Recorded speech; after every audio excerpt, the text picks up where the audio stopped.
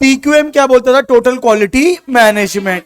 हर एक पार्ट, हर एक एस्पेक्ट, हर एक एरिया इंपॉर्टेंट है for the purpose of quality, ये टोटल क्वालिटी मैनेजमेंट बोलता था। अब उसने उसको क्या बनाया, उसी का एक एडिशनल पार्ट है, क्या है? Six sigma. क्या है इनका? ये कहना है ये एक स्टैटिस्टिकल बेस्ड टेक्निक है जिसमें वो सिग्मा कैलकुलेट करते हैं, ठीक है। इनका ये कहना है अगर आप सिक्स सिग्मा तक पहुंच जाओ, मतलब वो जो सिग्मा जो इनने एक स्टैटिस्टिकल टूल बनाया है, उसको अगर तुम सिक्स सिग्मा को अगर तुम ऑपरेट कर लेते हो, सिक्स सिग्मा लेवल तक ऑपरेट कर लेते हो, तो आप पहुंच जाते हो 99.9999996% एक्यूरेसी पे। कहां बच जाते हो? 99.999999999 समझ लो, जितना भी 99 जा सकता है वो, ठीक है क्या? मतलब बेसिकली इनका कहना ये था, पहले कैसे चलता था? प्रोडक्ट बनेगा, जैसे कैसे फैक्ट्री में प्रोडक्ट पहले डिजाइन होगी प्रोडक्ट की, फिर प्रोडक्ट का सैंपल बनेगा, फिर प्रोडक्ट का मैन्युफैक्चर होगा, फिर जितने भी प्रोडक्ट्स बनेंगे वो क्वालिटी चेक के लिए जाएंगे। क्वालिटी चेक में कुछ प्रोडक्ट्स क्या हो जाएंगे? अप्रूव, और कुछ प्रोडक्ट्स क्या हो जाएंगे? रिजेक्ट। जो अप्रूव हो जाएंगे वो कहाँ जाएंगे? मार्केट में, और जो रिजेक्ट हो जाएंगे वो डिफेक्टिव नाम में जाएंगे। बोलो हाँ या नहीं? या तो ये डिफेक्टिव में सेकंड के रेट में बिकेंगे, या तो अगर ये रिपेयरेबल होंगे तो ये वापस से डिजाइन में जाके फिर से बन के आएंगे। ये एक फैक्ट्री का नॉर्मल प्रोसेस होता है।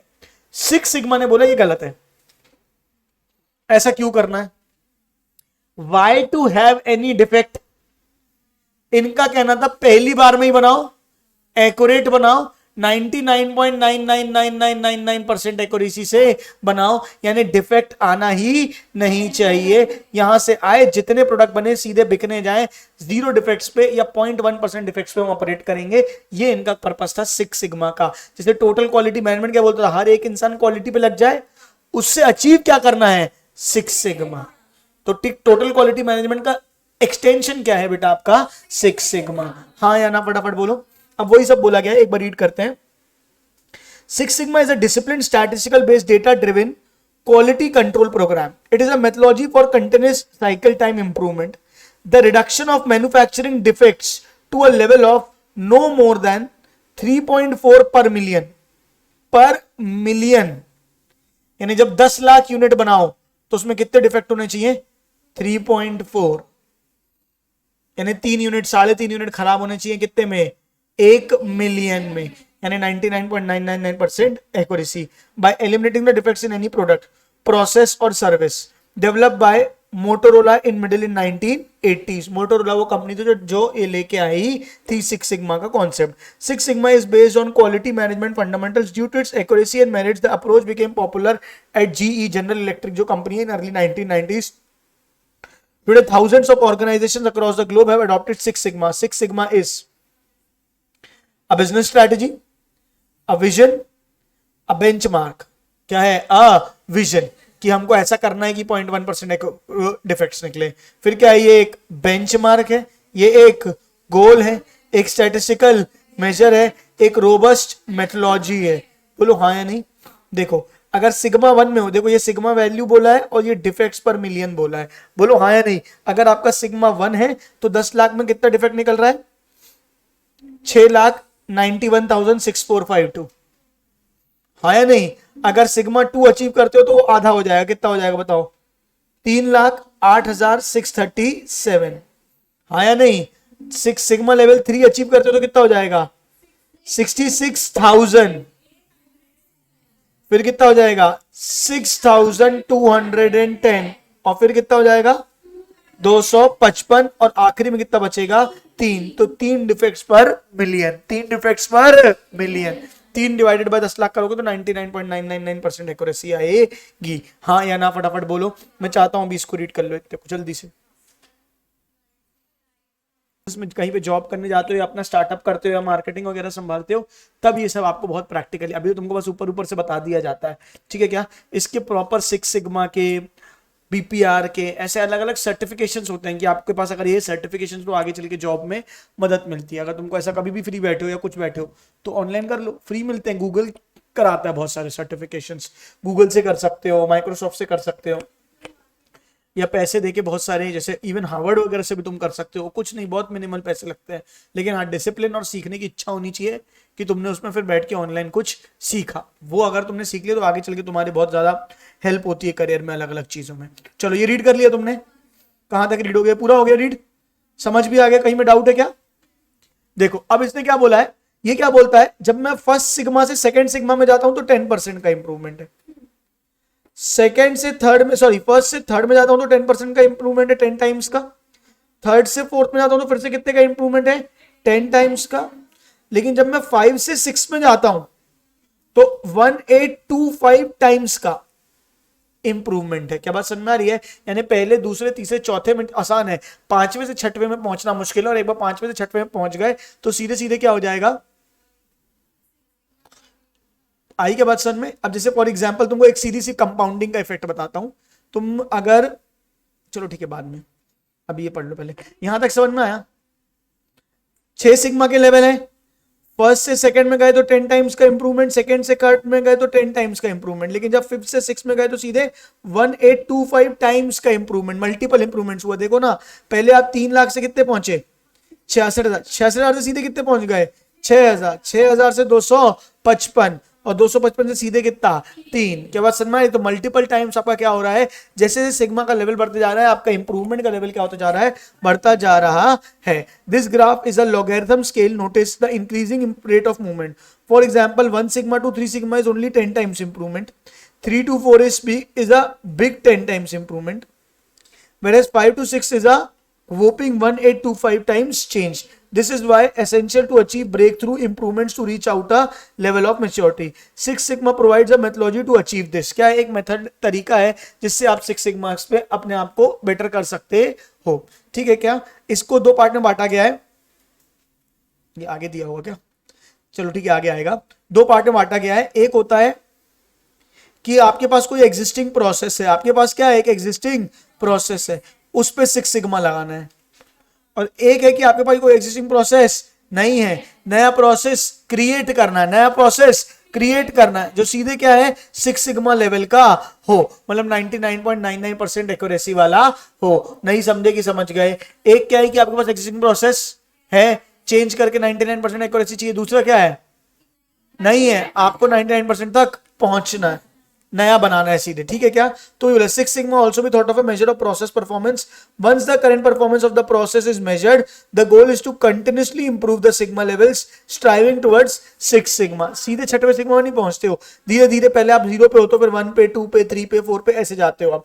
Even if improvement is not reached 6 sigma, the improvements made from sigma level to other will still diminish cost and augment customer satisfaction. भले 6 सिग्मा तक मत पहुंचो, तीसरे तक पहुंचो, चौथे तक पहुंचो, लेकिन आप तब तक बहुत इंप्रूव कर जाओगे। सोचो ना, पहले 10 लाख में कितने डिफेक्ट निकल रहे थे? 6 लाख, वो भी टू बी प्रिसाइज 6,90,000, मतलब ऑलमोस्ट 7 लाख।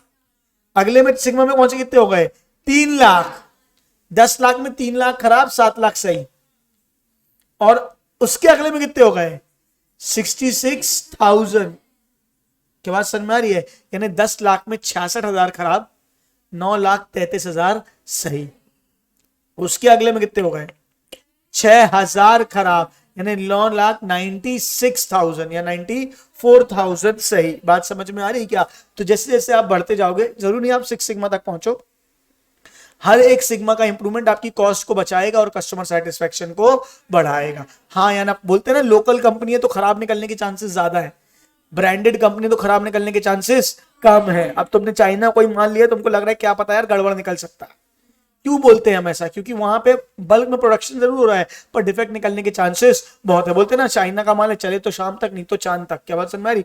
उसी कंपनी का एक प्रोडक्ट चल जाएगा, एक प्रोडक्ट नहीं चलेगा। क्या है? डिफेक्ट्स ही तो है, ये बोलो हाँ या नहीं। लेकिन बड़ी कंपनी है, एप्पल का फोन तुमने खरीदा, चलेगा ही चलेगा, खराब नहीं होता वो। क्या बात में? खराब ही कंपनी 100% रिप्लेसमेंट बदल के देती है नया, ये भी नहीं कि बना के देंगे। तुम्हारा अगर एकदम कुछ ऐसा मैन्युफैक्चरिंग डिफेक्ट आ गया ना, तुम भेजो उनको, वो कंपनी में तुमको पूरा नया फोन चेंज होकर न्यू फोन आएगा। ये होता है एक्यूरेसी का लेवल। बात समझ में आ रही है? तो इसको बोलते हैं सिक्स सिग्मा। भले 6 तक मत पहुंचो, जहां तक पहुंच सकते हो वहां तक पहुंचो। Why six sigma? Decrease the process cycle time. अरे हाँ, decrease of scrap, growing customer satisfaction, decline in number of factory defects, elimination of costly reworks। मतलब कुछ खराब वालों को फिर से ठीक करने की जरूरत नहीं पड़ेगी। हाँ, how does six sigma work? वही जो मैं बोल रहा था, दो सिचुएशन होती है। The process already exist but it is not working reasonably well. This scenario focused on use of DMAIC।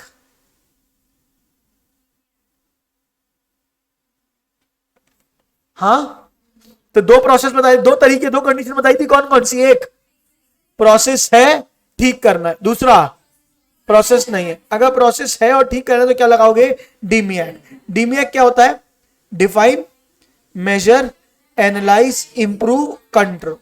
सबसे पहले डिफाइन करो कि कहां पे प्रॉब्लम है, मेजर करो प्रॉब्लम कितनी है, कितने डिफेक्ट्स आ रहे हैं, किस कारण से डिफेक्ट्स आ रहे हैं, फिर क्या करो? उस डेटा को एनालाइज करो, फिर क्या करो? इंप्रूव करो, और फिर कंट्रोल करो, यानी पूरे टाइम चेक करो कि आपका इंप्रूवमेंट हो रहा है कि नहीं। तो बस वही बोला है, डिफाइन, मेजर, एनालाइज, इंप्रूव और कंट्रोल, डीमिएक। हाँ या ना फटाफट बोलो, नहीं आया।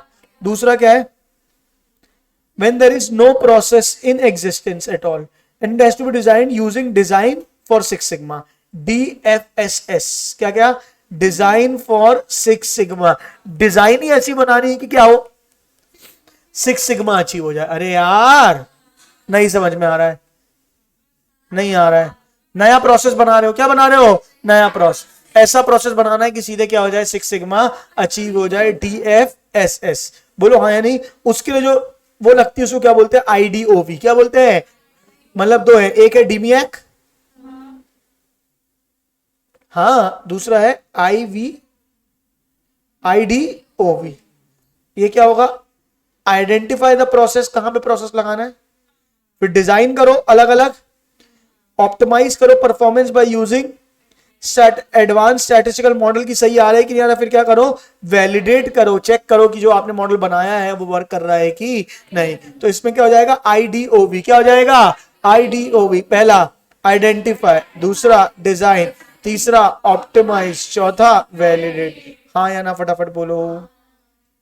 अब इसमें भी क्या होता है? सर्टिफिकेशन। मैंने बोला ना कोर्स होते हैं, इसमें भी क्या होता है? एक अलग से सर्टिफिकेशन होता है। सर्टिफिकेशन में जो बेस्ट होता है उसको क्या मिलता है? चैंपियन, फिर yellow belt. A Six Sigma yellow belt is individual who has passed the green belt certification examination but has not yet completed the Six Sigma project. Green belt क्या होता है? A Six Sigma belt is an individual who works on the projects part time either as team member for a complex project or as a project leader for a simpler projects. Green belts are the work horses, मतलब जो लोग काम कर रहे होते हैं, employees वगैरह काम कर रहे होते हैं। अगर आप सही काम करते हो तो आपको क्या मिलता है? Green belt. हाँ, फिर क्या होता है? ब्लैक बेल्ट, और फिर क्या होता है? मास्टर। इसको पूरा एक बार रीड करोगे, पूरा फिर नहीं बनेगा तो मैं बताऊंगा। रीड करो अभी। हाँ। अभी यहां से पढ़ो पूरा, पूरा सिक्स सिग्मा यहां से पढ़ लो, शुरू से ही पढ़ लो। How does six sigma work से, हाँ वहां से पढ़ लो।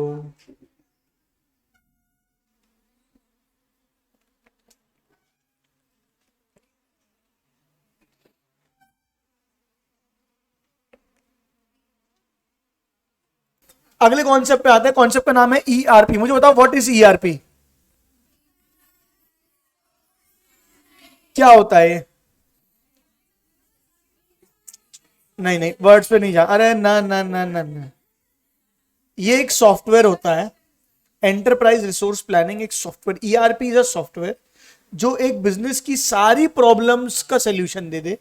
एक सिंपल, एक common software that does everything is what बेटा? ERP। है ना? ऐसा नहीं एंटरप्राइज अपने रिसोर्स की प्लानिंग करता है, ये नहीं होता है। क्या बात समझ में आ रही है?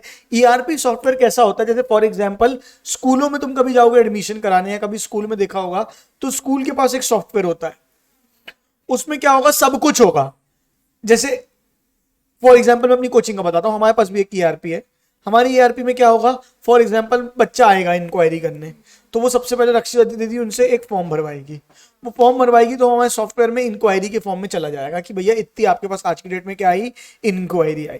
इंक्वायरी के टाइम पे वो हमसे पूछ लेगा कि आपको इससे कितने दिन में फॉलो अप लेना है, कि हमने डाल के रखा है उस सॉफ्टवेयर में कि 7 डेज में।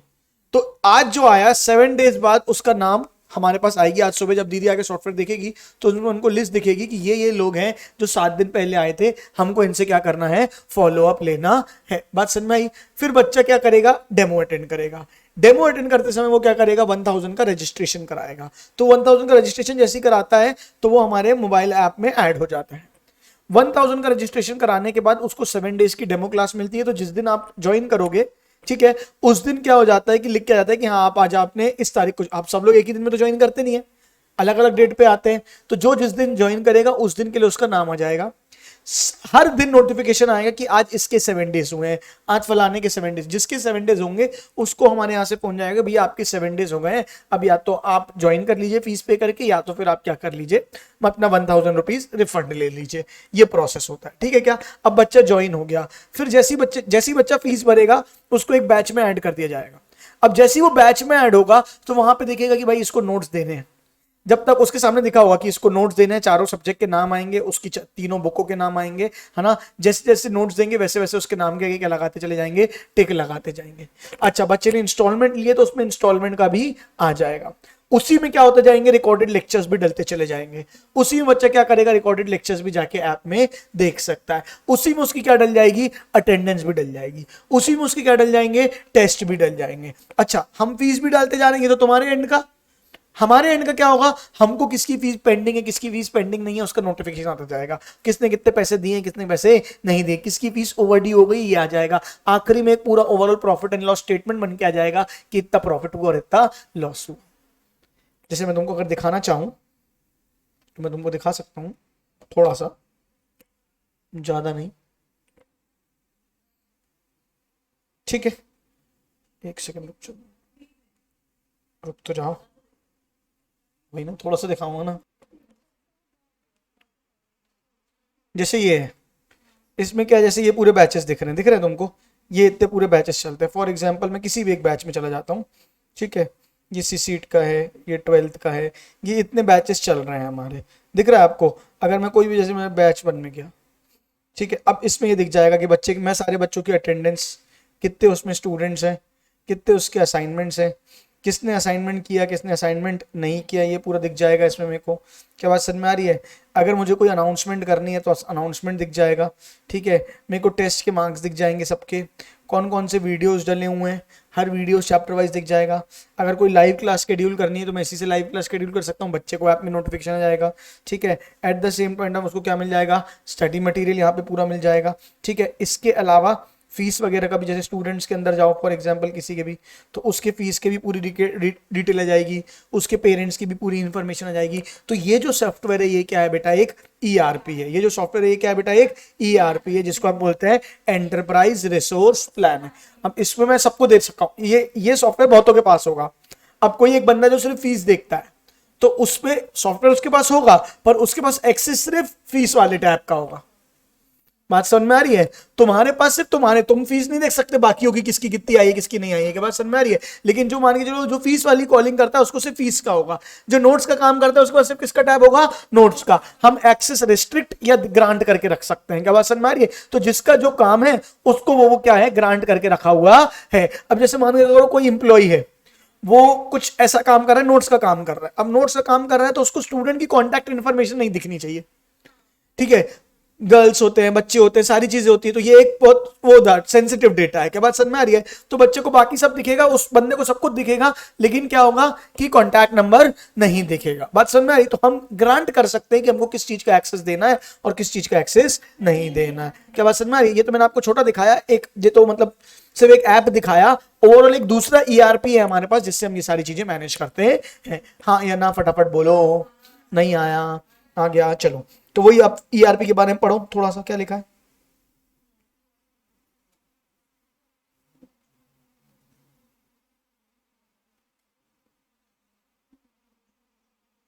देखो मैं हाउ ERP वर्क्स पढ़ रहा हूं सीधे। ERP system rely on centralised rational database which collects the business information and stores them in a tables. Having data stored centrally allow end user such from finance, sales, other departments to quickly access the desired information for analysis. पूरा data उसको analysis के लिए मिल जाता है। Instead of employees in different departments managing their own spreadsheet, सबके पास अलग अलग Excel हो, सबके पास अलग अलग डेटा हो, इससे अच्छा एक कॉमन डेटाबेस बन रहा है। ERP system allows for reporting to be generated from a single centralised system, information updated in one ERP module such as CRM, HR, finance is sent to central shared database. The appropriate information in central database is then shared with the other modes. जैसे for example ERP नहीं होता है तो क्या problem होती है। For example कोई एक स्टूडेंट है, बोलो हाँ, अब उसकी फीस नहीं आई है। अगर फीस नहीं आई है तो नोट्स डिस्पैच नहीं होने चाहिए, बात समझ में आ रही है।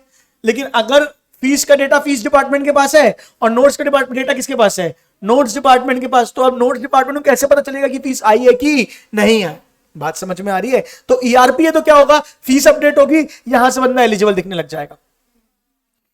जैसे तुम स्कूल में करते हो, स्कूल में कितने सारे बच्चे होते हैं, अब तुमने अपना, तुम्हारा क्या है, स्कूल के पास सेंट्रल ईआरपी है जिसमें सारी चीजें दिख रही है। बोला जाता है तुमको स्कूलों में, कॉलेज में बोला गया होगा, 12th में जब तुम थे या स्कूल, जब अपना नो ड्यूज क्लियर करवा के आओ, नो ड्यूज क्लियर करवा कि भैया अब तुम स्कूल छोड़ के जा रहे हो, तो तुमने कोई लाइब्रेरी से अगर बुक भी ली हुई होगी ना, तो वो उनके ईआरपी पे दिख रहा होगा। लाइब्रेरियन सिर्फ तुम्हारे नाम पे एक बुक इशू कर रहा है, पर तुम्हारे नाम पे जब वो सेंट्रल जो मेन ऑफिस है वहां पे तुम्हारा नाम डालेंगे ना, तो सब आ जाएगा कि तुम्हारे कितना मार्क्स है, तुम्हारे स्कूल में कितना परफॉर्मेंस है, तुम्हारी कितनी फीस पेंडिंग है, तुमने कौन कौन सी बुक्स इशू कराई है, कौन सी रिटर्न नहीं करी है। बात समझ में आ रही है? जाने से पहले क्या होगा, आपको वो नोट्स आपको जो है वो रिटर्न करके जाने हैं। बात समझ में आ रही है? वो एकदम सेंट्रल, तुमने सेक्शन ए से अपना सेक्शन बी चेंज करा लिया, तो बोलते हैं ना कि यार पहले जाके एडमिन में बताना पड़ेगा, कुछ दिन लगते हैं। क्यों लगते हैं कुछ दिन? क्योंकि वो पूरा आपको वहां से क्या करेंगे, एक सेक्शन दूसरे सेक्शन में डालेंगे, पूरा डेटाबेस में क्या होगा, चेंज होगा। नहीं आ रही है कि आ रही है? बात सुनो, फटाफट बोलो। नहीं आया? तो ये होता है how an ERP works. Clear है? क्या इंपॉर्टेंस क्या है? It cost savings, business process efficiency को बढ़ा देता है, बिजनेस प्रोसेस प्लेटफॉर्म और प्रोसेस स्टैंडर्डाइजेशन, एक प्रोसेस स्टैंडर्डाइजेशन वो देता है, a catalyst for business innovation. अरे बेसिक बेसिक बातें, हाँ या ना, समझ गए हो ईआरपी कि नहीं समझो? इसके बारे में तुमको पूरा रीड करके आना है, इंडस्ट्री 4.0 के ऊपर तक का। ये हो गया, ईआरपी भी खत्म। क्लियर है? अगला क्या है इसके बाद? एआई। इंडस्ट्री 4.0 2 मिनट के लिए रोक रहा हूं। अगला क्या है? एआई। What is AI? क्या मतलब होता है इसका?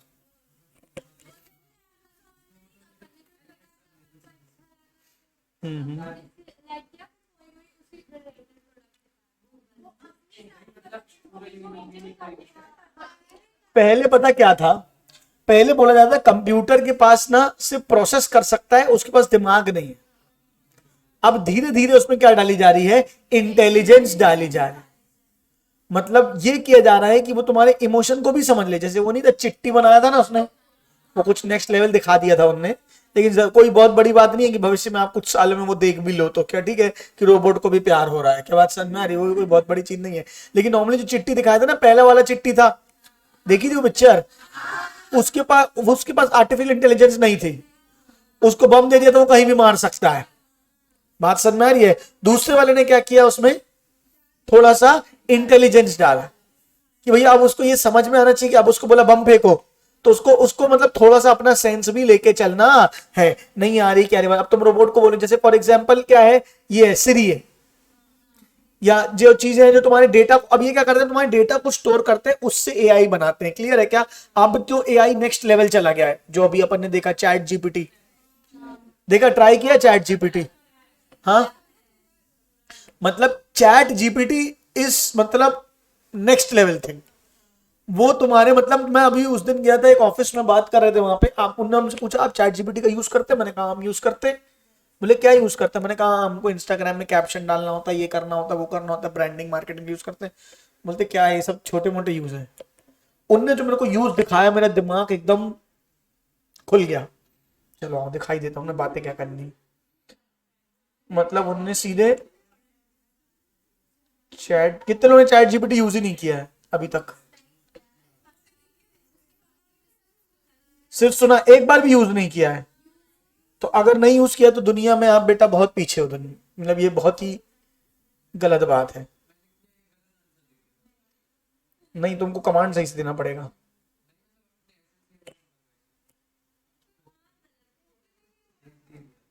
वो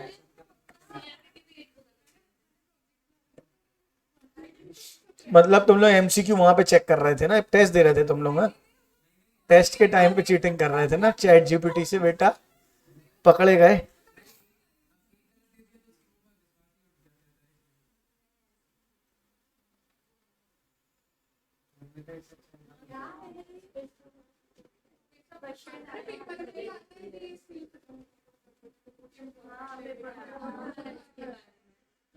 मतलब तुम क्या बोल रहे हो, तुम इसको आंसर्स बोल रहे हो ना सिर्फ, तुम इसको बोलोगे एक कविता सुनाओ, गिव मी अ पोएम, ठीक है, ऑन दिस टॉपिक, वो लिख देगा तुमको, पूरी पोएम लिख के दे देगा। गाना लिखना है, गाना लिख के दे देगा। तुम बोलोगे मूवी की स्क्रिप्ट लिख दो, वो पूरी मूवी की स्क्रिप्ट लिख के दे देगा। मतलब तुम समझ रहे हो कि किस लेवल पे जा रही है दुनिया। और तुम लोग की किस्मत इतनी खराब है, तुम लोग खुद दिखाने जाओ तो नहीं चलती है चीजें, पता नहीं क्यों। नहीं, मैं अभी कल भी रोज यूज कर रहे हैं भाई हम।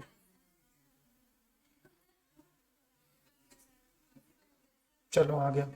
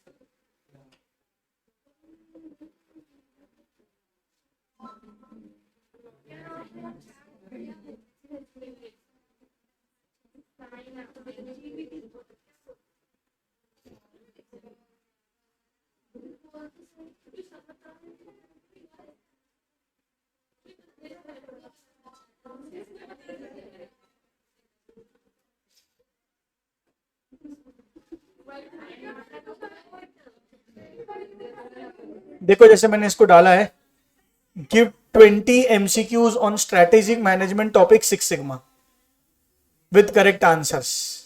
ठीक है क्या? ये 5 मिनट के अंदर 20 MCQ बना के दे देगा, तुम्हारा क्वेश्चन पेपर तैयार है। बात समझ में आ रही है?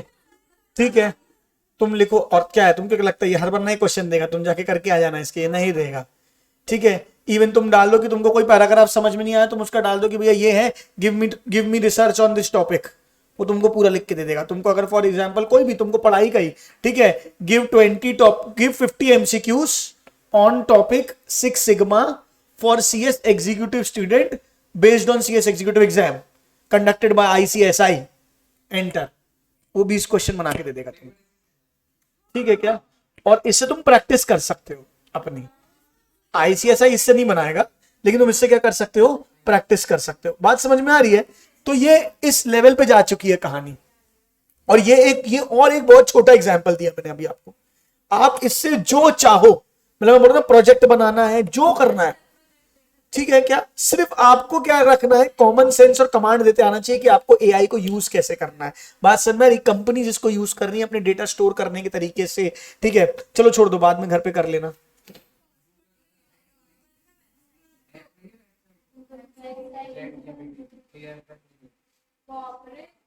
चलो अभी मैं क्लास के बाद तुमको दिखा दूंगा एक बार यहाँ पे अपने फोन में करके या सिस्टम में करके। चलो यहां तक समझ आई मेरी बात? तो व्हाट इज आर्टिफिशियल इंटेलिजेंस? आप डेटा का यूज करते हो। आप किस, अच्छा ये कहां से कर रहा है? कुछ नहीं, डेटा से। और ये जितना यूज होता जाएगा ये उतना इंटेलिजेंट होता चला जाएगा। मतलब इससे तुमने मांगा 20 MCQs ऑन CS एग्जीक्यूटिव, फिर तुमने बोल दिया कि नहीं ये तो गलत है, कुछ ऐसा तुमने फीडबैक दे दिया, तो अपने सिस्टम को क्या कर देगा? अपडेट कर देगा। अगली बार वो चीजें क्या होती जाएगी? करेक्ट होती जाएंगी। इसमें कुछ कंपनी कुछ नहीं लग रहा, उन्होंने बना दिया है।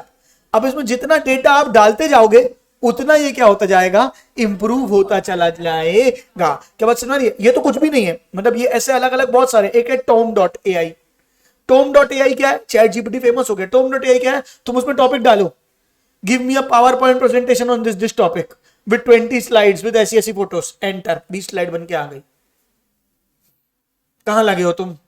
क्या बात समझ में आ रही है? दुनिया बैठ के PPT बना रही थी, वो 20 सेकंड में तुमको PPT बना के दे देगा पूरी। डाउनलोड कर लो, एडिट कर लो, अपने हिसाब से 19-20 कर लो, तुम्हें बेसिक ढांचा मिल गया ना। ठीक है, तुम बोलो वीडियो एडिटिंग करके दे देगा, तुमको फोटो एडिटिंग करके दे देगा। मतलब ऐसा AI आता है कि फॉर एग्जाम्पल जैसे मैं यूट्यूबर हूं, मैं यूट्यूब में वीडियोस बना रहा हूं, तो मुझे स्क्रिप्ट याद करनी पड़ती है। अब मुझे स्क्रिप्ट याद करनी पड़ती है तो क्या होता है कि मैं स्क्रिप्ट याद करता हूं और फिर देख देख के बोलता हूं, भूल जाता हूं। ठीक है, तो अब पढ़ पढ़ के बोलता हूं तो बुरा लगता है। ऐसा एआई है कि तुम सामने तुमने स्क्रिप्ट ऐसे लगा दो और तुम पढ़ पढ़ के बोलते रहो, वीडियो बन गया। वीडियो कैसा बनेगा कि तुम उस तरफ देख रहे हो और ऐसे कर रहे हो। बात समझ में आ रही है?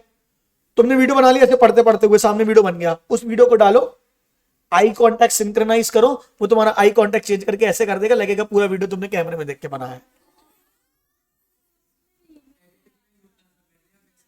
हाँ, मतलब तुम सब अब कुछ नहीं करना, एआई समझ रहे हो तुम, मतलब नेक्स्ट लेवल है ये।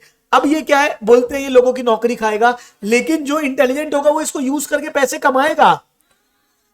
लोग क्वेश्चन बैंक्स बना बना के बेच रहे हैं, हमने नहीं किया ये काम क्योंकि हमको जरूरत ही नहीं है, लेकिन नॉर्मली लोग क्या कर रहे हैं, क्वेश्चन बैंक्स बना बना के सेल कर रहे हैं। और क्या बना रहे हैं question bank? 50 MCQs on this.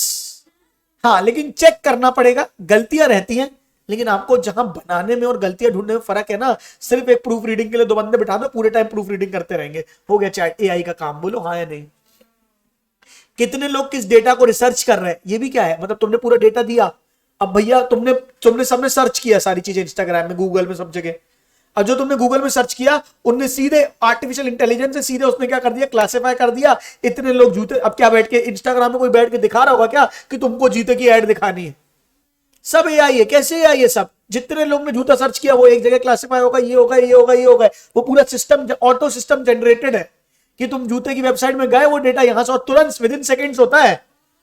तुम जूता देखो गूगल में जाके, मिंत्रा में जाके, अमेजोन में जाके, वो 15 मिनट बाद। कैसे हो रहा है?